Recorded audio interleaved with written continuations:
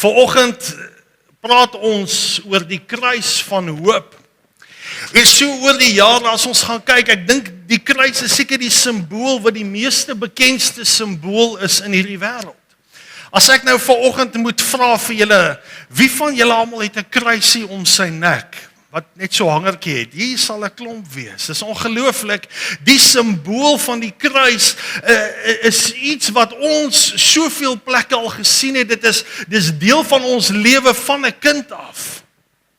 Maar die probleem wat ook gebeur is, baie keer word ons so gekondisioneer, laat ons en verskoon my nou, dit is nie vir die mense met die kruisies om die nek nie, asseblief, ek is nou glad nie op julle tone nie hoor. Maar baie keer as ons dink aan die kruis, dan het die kruis net vir ons 'n simbool geword en ons vergeet baie keer die betekenis daarvan, want daar is soveel betekenis aan dit. En baie keer sit ons die fokus ook net op die kruis. En ons vergeet van die koning wat gehang het aan die kruis. En vanoggend is ons tema die kruis, die plek van hoop. En Sondag gaan pastoor natuurlik preek oor die graf, die plek van hoop. Maar die teks wat ek vanoggend eerstens wil gebruik, ekskuus, julle het nie vanoggend blaaie nie, maar julle kan dalk saamblaai as julle dit dalk wil neerskryf, Kolossense 1 vers 27. Dan praat Paulus oor sy evangelie wat hy verkondig het aan die heidene, en dan op 'n plek dan sê hy hierdie ding, hy sê God het gekies om hierdie inligting met julle te deel. As ek dit so in my eie woorde kan sê, en dan gaan dit in vers 27, dan sê hy, aan wie God wou bekend maak van die rykdom, van die heerlikheid van hierdie verborgenheid onder die heidene. Hier's 'n verborgenheid wat die mense nie geweet het nie. Die mense van die Ou Testament het nooit hierdie wonderlike inligting gehad nie. Hulle het nooit die openbaring gehad van Jesus Christus nie. Maar Jesus wou in hierdie sekere seisoen, wou hy homself openbaar aan die mensdom. En hoor wat hy sê, wat is hierdie verborgenheid? Hierdie verborgenheid sê hy, dit is Christus. En ek wil hê ons moet amper 'n stoppunt daarso sit. Ek wil hê ons moet baie mooi kyk daarna, dit is Christus. Maar dan gaan die skrywer, dan skryf Paulus verder en hy sê, dit is Christus onder julle, die hoop van heerlikheid. Nou ongelukkig in vandag se kultuur het ons baie sienings en baie teologie en baie prediking en hulle wil baie keer die klem sit op die gedeelte van Christus, die hoop van heerlikheid in jou. Baie keer wil ons sê, nee, maar God leef in my en dieselfde God wat Christus uit die dode uit opgewek het, daai selfde krag woon in jou en dit is alles 'n waarheid, maar ons wil baie keer die fokus wil ons sit dat Christus in ons is en die werke en die wonderlike gawes van die Gees wil ons opsit. Die verborgenheid is Christus en hy is die hoop van heerlikheid. Nou in hierdie reeks as ons gaan kyk, gaan ons bietjie praat oor Hebreërs 12 vers 1. En hy sê die gedeelte, of waarskynlik praat oor vers 2, maar ek moet die hele konteks vir julle lees. Die skrywer van Hebreërs sê die volgende, hy sê, daarom dan, terwyl ons so groot wolk van getuies rondom ons het, laat ons ook elke las af lê en die sonde wat ons so maklik omring, en met volharding die wedloop loop, wat voor ons lê. Kom ons stop net vir 'n oomblik daar. Wie van julle het al gevoel hoe maklik sondes jou omring? Het julle geweet daar's 'n skrif wat sê die sonde lê om die hoek en loer vir jou? Wie dit al beleef? Ag, hierdie is 'n heilige gemeente. Lyk my niemand, pastoor, ek hoef nie te preek vanoggend nie. Niemand het nog sonde beleef nie. Maar daar's 'n wonderlike wolk van getuienis. Weet jy, ek sê baie keer vir mense, vat net vir 'n oomblik jou hand. Kyk gou net na jou hand. Jy mag gou na jou hand kyk. Beweeg hom net so 'n bietjie. Weet julle, daar's nog geen tegnologie wat hierdie perfektheid kon vervang nie. Dis 'n wolk van getuienis om jou. Nou al die skoonseuns wat nou langs jou skoonmaak, kyk gou, sy's ook 'n wolk van getuienis om jou. Al die skoonseuns wat kom kuier het. Maar God het 'n wonderlike skepping, en in hierdie skepping, selfs hierdie reën kan ons sien, hierdie getuienis van Christus. En ons weet Romeine sê, niemand sal kan sê, Romeine 1 sal jy besef, niemand sal eendag voor God kan staan en sê, hulle het nie geweet nie. Maar die fokus wat ons wil hê is hier op vers 2, hy sê ons moet die wedloop hardloop, ons oog gefestig op Jesus, die leidsman en die volëinder van die geloof. Dan sê hy snaaks en hy sê, wat vir die vreugde wat hom voorgehou is, die kruis verdra het, die skande verag het, en aan die regterhand van die troon van God gaan sit het. Nou as ons na hierdie gedeelte gaan kyk, hy sê, die skrywer sê, ons moet ons oog op Jesus hou. Jesus is die volëinder, hy is die leidsman. Hy is die outeur van ons geloof. Nou as ons gaan kyk, dan sê hy, maar daar is sekere vreugdes wat vir hom voorgehou is. Daar is sekere vreugdes wat vir Jesus voorgelê is. Wat sal gebeur as hy hierdie lydingspad sal stap? En baie van ons het ook hierdie idee van Christus Jesus wat aan 'n kruis gesterf het. Ek wil vir julle sê, dis baie verder as dit. As ons gaan dink aan Jesus, as jy Filippense 2 gaan lees, dan sê hy het hom ontledig, hy het hom leeggemaak van sy godheid. Vir 33 jaar het hy op hierdie aarde gewandel, en hy het al die voordele van God wees, het hy nie gehad nie. Dis baie meer as net om te sterf van 'n kruis. Hy gee hierdie tyd op. Maar daar's 'n klompie vreugdes wat vir Jesus voorgehou is. Daar's 'n klompie vreugdes wat Jesus gesien het. Hy het deurgedruk as gevolg van die idee van wat gaan gebeur as hy hier deurdruk.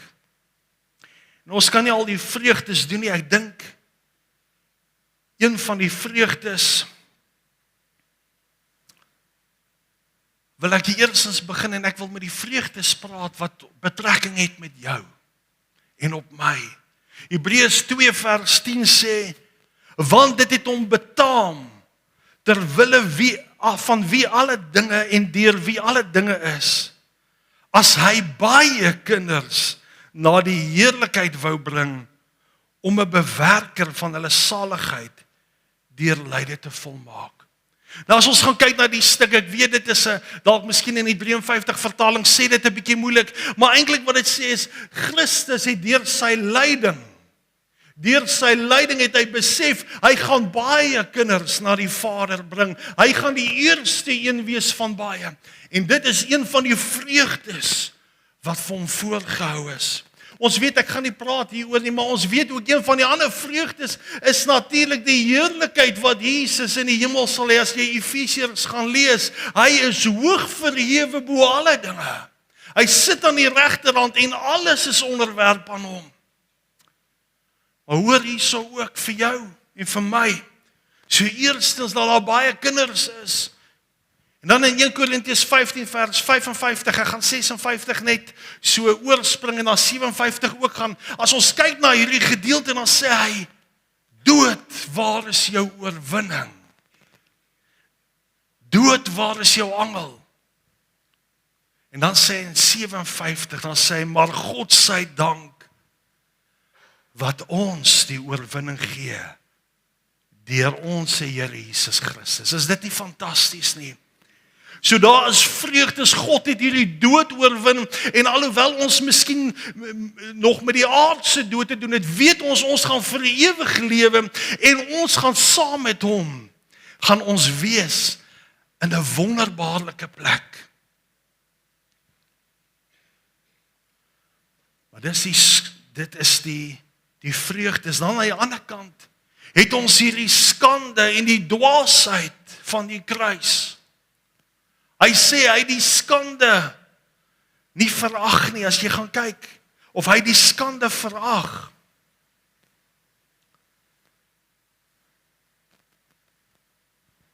As ons in die kultuur gaan kyk van die dag van die kruis, vir die Jode was die kruis een van die ongelooflikste klatte op hulle naam, as ek dit so kan stel. As iemand van jou familie gekruisig is. Dit was nie net 'n vernedering vir die ou wat daar gehang het nie, maar vir die familie, maar verder as net die familie was dit 'n geweldige klat ook vir die volk se naam. Nou dit was 'n manier hoe die Romeinse soldate mense gestraf het, maar weet julle wat, die Romeinse ryk het nooit van hulle eie burgers gekruisig nie. Dit was 'n straf wat hulle net vir ander nasies bedoel het. Dit was te wreed om met hulle ryk te vereenselwig. Dis hoe ander nasies behandel moes word. En weet julle, as ons gaan kyk na hierdie gedeelte, is dit vir my so ongelooflik. Dat Jesus gebruik hierdie kruis, wat 'n vieslike ding is vir die Romeinse ryk, wat 'n geweldige skande is vir die Jode. En wat onsin is vir die Grieke, ek gaan nou daarby kom. Gebruik God om die wêreld te beskaam. 1 Korintiërs 1:26 sê, hy sê, want let op julle roeping, broeders, julle is nie baie wyse na die vlees nie baie magtiges, nie baie edeles nie. Dit is interessant hoe Paulus net met hierdie kerk van Korinthe praat. Hy sê, hoe so julle is nie so oulik soos wat julle dink nie. Hoe sou nou nie dink, julle is eintlik, as ek na julle kyk, julle is eintlik die minste in hierdie samelewing van die res van die heidendom, of die Griek, daar waar die Grieke is. Hy sê, julle het nie baie aansien nie. Maar dan sê hy, maar, wat dwaas is by die wêreld, het God uitverkies om die wyse te beskaam. En wat swak is by die wêreld, het God uitverkies om wat sterk is te beskaam. En wat onedel is by die wêreld en wat verag is, het God uitverkies. En wat niks is nie, om wat iets is tot niet te maak, sodat geen vlees voor hom sou roem nie. Is dit nie ongelooflik hoe God se hiërargie net omgedraai is nie? Jesus kom op 'n donkie, Jesus maak nie iets groots van hom nie. Hy kom as die dienaar wat voete was. Hier kom hy en hy gebruik die simbool wat die grootste veragting in die wêreld was, van die kruis.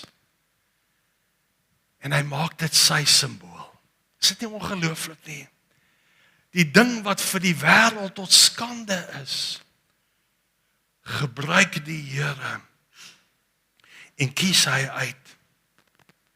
As ons kyk na die Grieke het al hierdie mitologieë en stories, het hulle van al hierdie Griekse gode, van hierdie sterk gode. Kan julle net dink hoe die storie geklink, toe die Christene kom by die heidene en by die Grieke? Ons God het aan 'n kruis gesterf. Kan julle dink hoe belaglik moes dit klink? Maar tog gebruik God hierdie waarheid om die wêreld te kom red. Nou wanneer ons baie keer kyk na die kruis, dan lyk dit soms soos 'n plek van oordeel en 'n plek van veroordeling. En weet julle wat is baie hartseer? Baie mense het hierdie idee van die kruis wat jou net veroordeel en daar's mense van ons wat so vry is. Ons het die vryheid van Christus het ons gekry deur wedergeboorte. Maar ons voel nog steeds veroordeel deur God. Baie van ons as ons bid met God of tot God bid, dan is dit asof ons gebede is geweldig depressief. Ag Here, ek is hierdie geweldige sondaar. En jy voel veroordeel, jy voel God wil jou net straf. Maar ek wil hê jy moet gaan kyk na die kruis vanoggend en vanoggend moet jou persepsie van die kruis verander. Die kruis is juis die resultaat van 'n God wat jou wil spaar van jou regtelike oordeel. Jy was reeds veroordeel en hierdie kruis wat jy dalk nou dink is veroordeling en 'n God wat jou wil straf, is nie die waarheid nie. Hierdie is absoluut die redding vir jou wat reeds veroordeeld was. Johannes 3 vers 17 sê dit, en ons is so lief om Johannes 3 vers 16 aan te haal, want so lief het God die wêreld gehad, al daardie dinge is die waarheid. God het jou lief met 'n ewige liefde, en hy het sy seun vir jou gestuur, sodat jy lewe en lewe in oorvloed kan hê. En sy hoop vir hierdie wêreld is, laat geen een sal verlore gaan nie. Dit is sy hoop vir die wêreld. Maar hoor wat sê vers 17, Johannes 3 vers 17. Hy sê, want God het nie sy seun in die wêreld gestuur nie, om die wêreld te veroordeel nie. Sê net amen. Maar dat die wêreld deur hom gered kan word. En jy moet daardie persepsie moet jy dadelik hê, die oomblik wat jy na die kruis moet kry, moet jy sien, dit is dit wat vir jou vrede aanbring. Dit is hoe God vir jou 'n plan gemaak het. Vers 18 sê hy wat in hom glo, word nie veroordeel nie. Maar hoor hierso, en vanoggend is dit 'n waarskuwing, as jy nog nie in Christus is nie, sê hy die volgende, maar hy wat nie glo nie, sal reeds veroordeel. Omdat hy nie geglo het in die naam van die enige gebore seun van God nie. Nou ek vertel altyd vir mense, ek dink dis in 1912 of 1914, miskien kan een van julle my reghelp. En ek dink julle almal ken die storie van die Titanic. Weet julle, die mense en die nuusberigte van daardie tyd het gesê, hierdie boot sal nooit kan sink nie, selfs die Here sal nie hierdie boot kan sink nie. Julle almal weet hierdie storie. Hierdie boot het uitgegaan en gevaar en hy het 'n ysblok geslaan en ons weet daardie skip het gesink.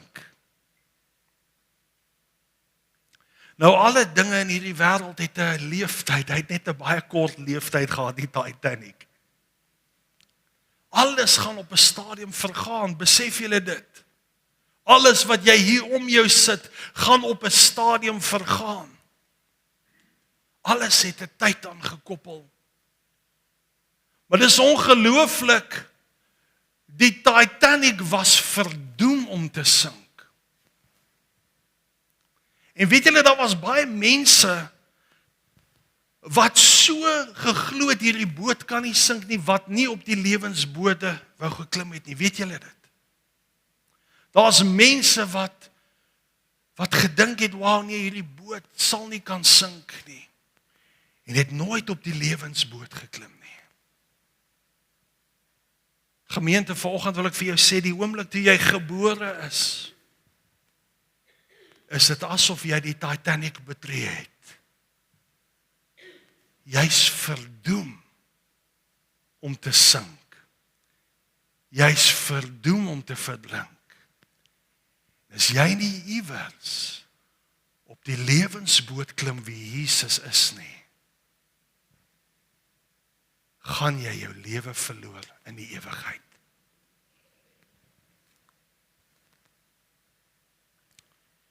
Die kruis is wel sentraal tot ons geloof en verlossing. Maar vanoggend wil ek vir jou vra, is dit 'n plek van hoop vir jou? Is dit 'n plek meer as net van veroordeling?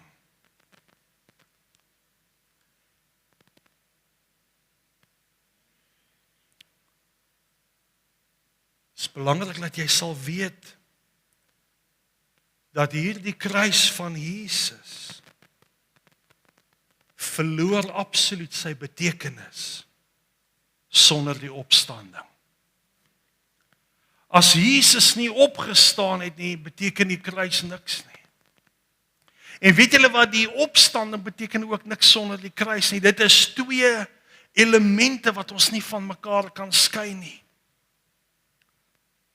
Want as Jesus nie opgestaan is nie, waarvoor leef ons? Wat 'n hoop het ons? Ons het dan ook nie 'n hoop om op te staan saam met Christus nie.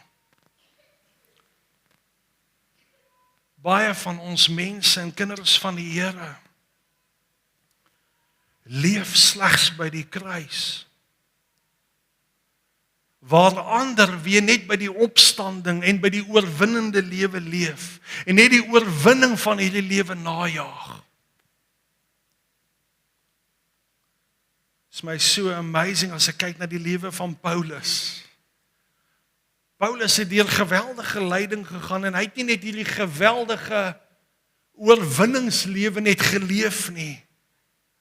Paulus skryf aan die Korintiërs, dan sê hy, want ek het my voorgenem om niks anders onder julle te weet nie, as Jesus Christus en hom as gekruisigde. Paulus het homself so vereenselwig met die kruis en die dood van Jesus, maar Paulus het iets geweet, hy het besef, hy kan nie opstaan en hy kan nie 'n lewe van oorwinning leef nie, as hy nie by die kruis gedraai het nie. En die groot ding net van die kruis is, die kruis is nie 'n populêre plek nie, dis 'n plek van sterf. Dis 'n bebloede evangelie. Maar vir die een wat dit verstaan, besef, dit is die hoop, die plek van hoop tot die heerlikheid.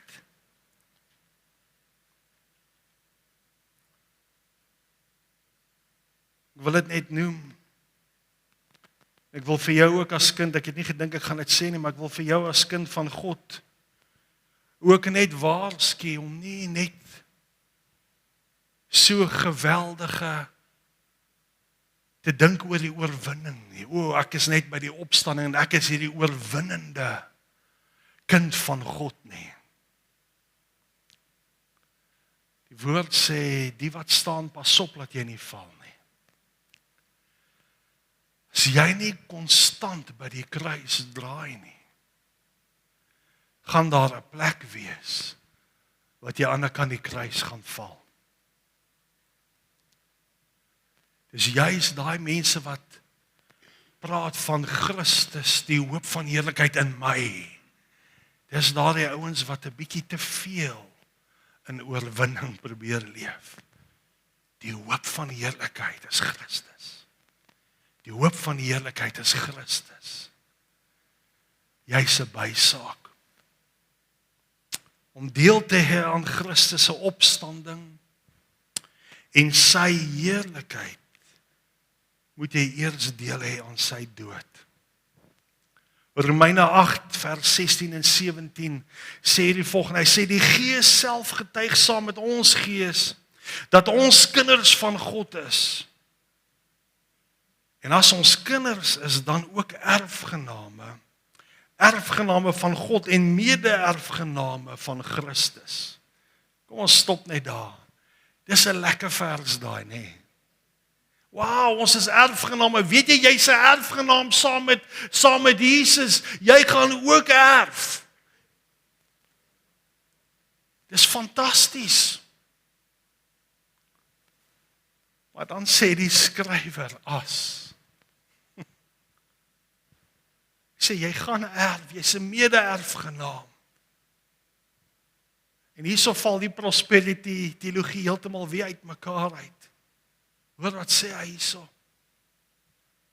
As ons naamlik saam met hom lei.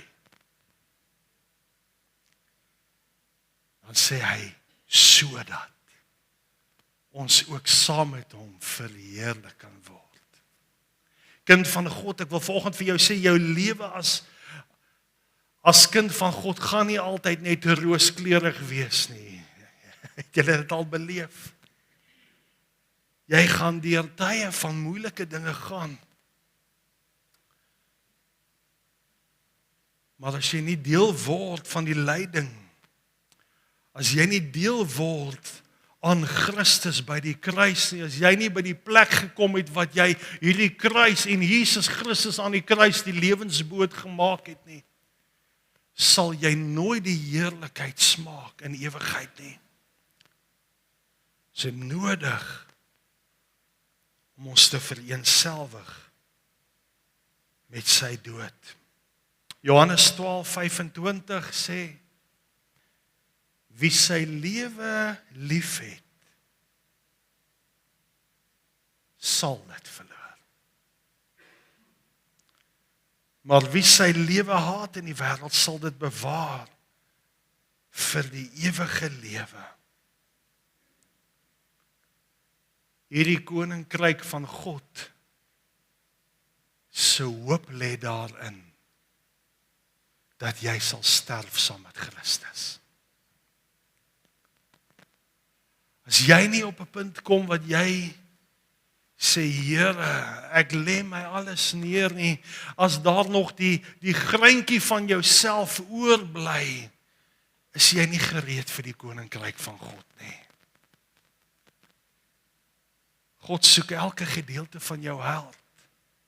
Wil vir jou sê, kind van God, as jy maklik offended word, dan het jy nog nie heeltemal gesterf van jouself nie. As jy nog vinnig jou hiermeer verloor, het jy nog nie gesterf van jou, want daai eie belang in jou is vir jou te belangrik. Is goed om dit te meet en te sê, Here, het ek werklik gesterf saam met U? Is dit U wat in my leef? Het ek gesterf?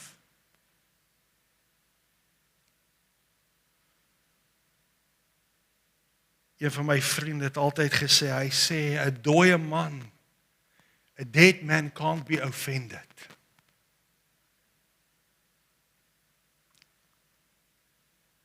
As daar die dinge opstaan in jou, moet jy die vraag vra, het ek werklik by die kruis gedraai? Het ek werklik my lewe met Christus se dood vereenselwig? In daardie dood lê die hoop. Ek wil afsluit. Galasiërs 6:14 en 22. Paulus skryf aan die Galasiërs, hy sê, maar wat my betref, mag ek nooit roem nie, behalwe in die kruis van Jesus Christus, deur wie die wêreld vir my gekruisig is en ek vir die wêreld. Dis waarin ons roem lê, dit is waarin ons hoop lê, die volledige werk wat Jesus aan die kruis gedoen het. Jy hoef niks by te voeg by die kruis nie. Ons hoef nie iets by die evangelie van Jesus te voeg nie. Die werk wat Christus gedoen het is volbring. En dis waarin jy hoef te roem. Jy hoef nie te roem hoe oulik jy is, hoeveel dinge jy vir die Here doen en hoe goeie mens jy is nie, want daai dinge sal jou nie red nie. Die ding wat jou sal red, het ek 'n ontmoeting met die lewensboot. Galasiërs 2:20. Ek is met Christus gekruisig. En ek leef nie meer nie, maar Christus leef in my. My gebed vanoggend is laat die kruis vir jou 'n plek van hoop sal wees. Want hierdie is die een, hy is die hoop. Christus Jesus, die hoop van die heerlikheid.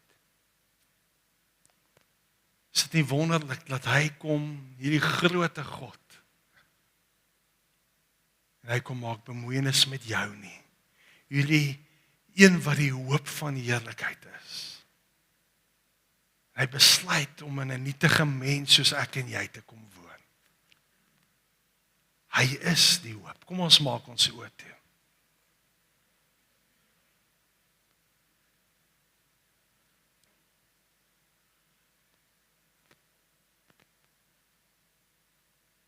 Miskien vanoggend op hierdie Paas naweek.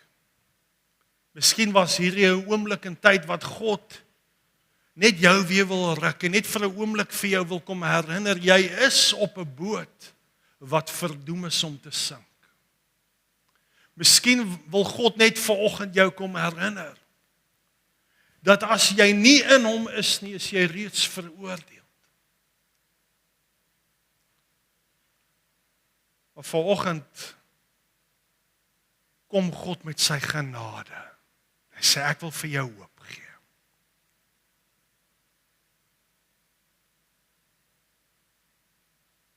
Miskien moet ons trots vir 'n oomblik laat lê en sê, Here, ek het U nodig. Here, ek het so lank probeer om 'n goeie mens te wees. Maar Here, ek lê dit neer voor U.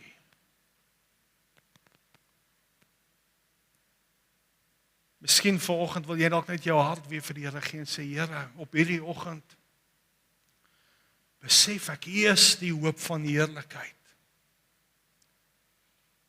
Here, die kruis het maar net 'n simbool vir my geword. Kerkgang het maar net vir my 'n tradisie geword. Maar Here, vandag hardloop ek terug na U toe.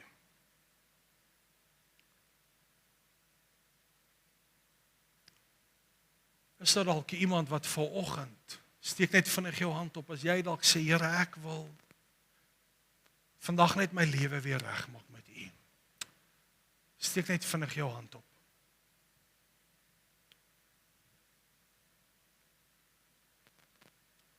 Dankie. Vader, U sien hierdie hande en U sien die harte. Here, ek wil vir U dankie sê dat U so getrou is.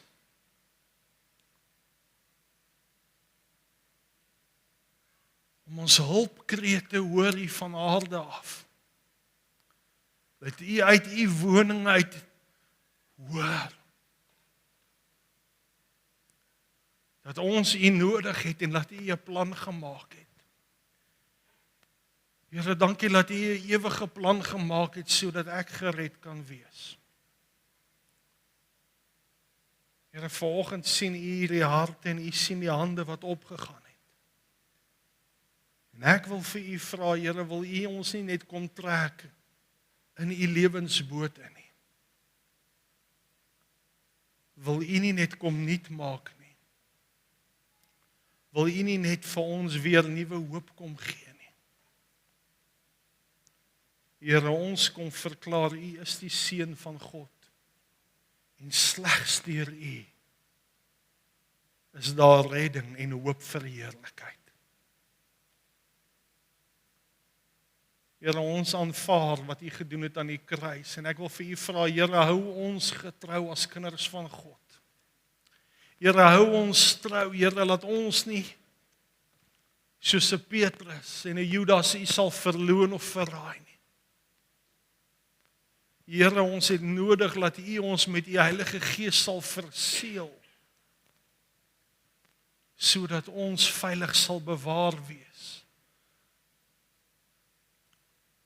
Here, ons besef, dis net U genade as ons gered word, en nie op ons verdienste nie. Ek eer U vir U volkome werk. Dankie Jesus vir die kruis en die plek van hoop. Amen.